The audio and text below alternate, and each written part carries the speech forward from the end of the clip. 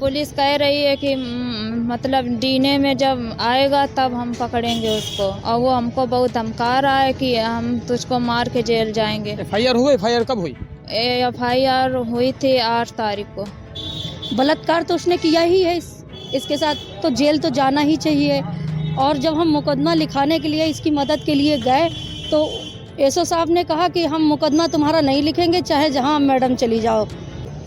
Police यही कह रही है कि डीएनए की अनुमति मांगी है। डीएनए की अनुमति जब आ जाएगी फाइनली कि ये बिटिया किसकी है, उसके बाद ही जेल इसको भेजा जाएगा। नहीं आएगा तो नहीं भेजेंगे।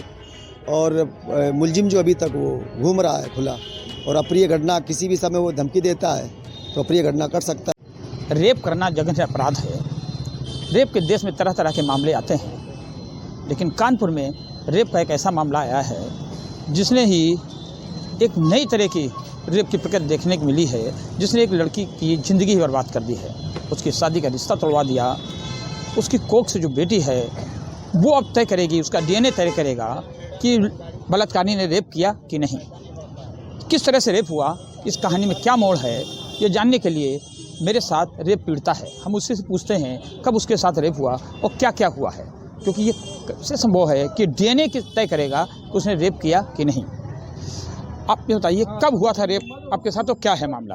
2 साल पहले हुआ था, सन 2020 में हमारे घर में घुस आया था। और हमारे मम्मी पापा थे नहीं घर पे, और आते ही हमारे गर्दन में चाकू लगा दी। जब हमारे मम्मी पापा आए तो इसके घर गए तो इसके घर वाले ने मना किया कि मतलब कोई कानूनी कार्रवाई ना करो, हम शादी कर लेंगे। जब शादी को कहा तो इसके घर वाले ने मना कर दिया, तो हमारे पिता बदनामी के वजह से दूसरी जगह शादी कर दी। शादी के बाद क्या हुआ? फिर हम आए यहाँ तो फिर हमारे साथ ज़बरदस्ती संबंध बनाने लगा कि अगर नहीं बनाओगी तो तेरे पति से बता दूंगा कि ये बच्चा जो है तेरे पेट में ये मेरा है। और फिर हमारे पति आए तो इसने बता दिया कि ये बच्चा तेरा नहीं मेरा है। और जब से हमारे पति छोड़ के चले गए और नहीं आए हैं, अब ये मान नहीं रहा है कि ये बच्चा मेरा है। नहीं तो पुलिस की एफआईआर कराई अपने, पुलिस क्या कह रही है? पुलिस कह रही है कि मतलब डीने में जब आएगा तब हम पकड़ेंगे उसको, और वो हमको बहुत धमका रहा है कि हम तुझको मार के जेल जाएंगे। एफआईआर कब हुई?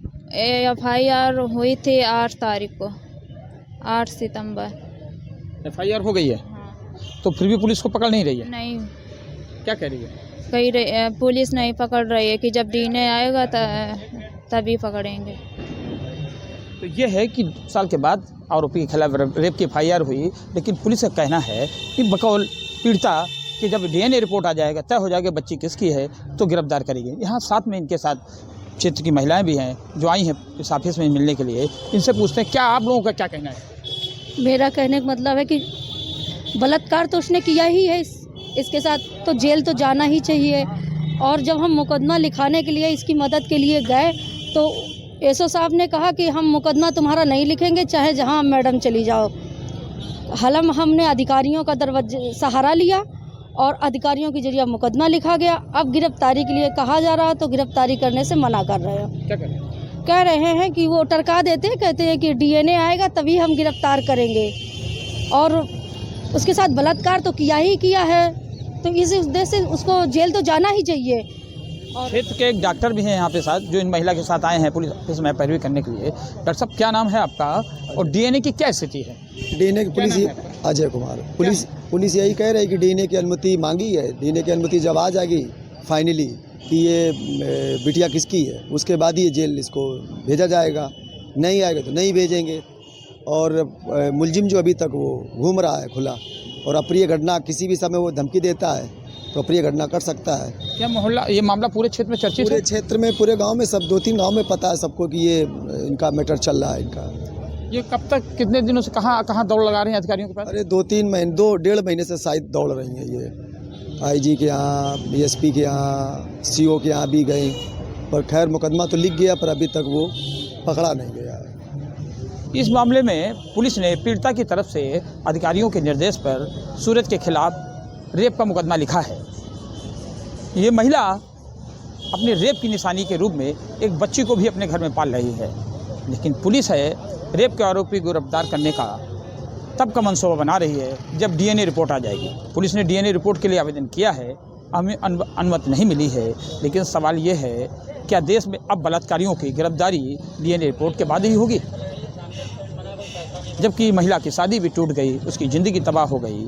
आखिर रेप पीड़ित महिला के साथ अगर रेप का विक्टिम कोई अनहोनी कर डाले तो उसकी जवाबदेही किसकी होगी?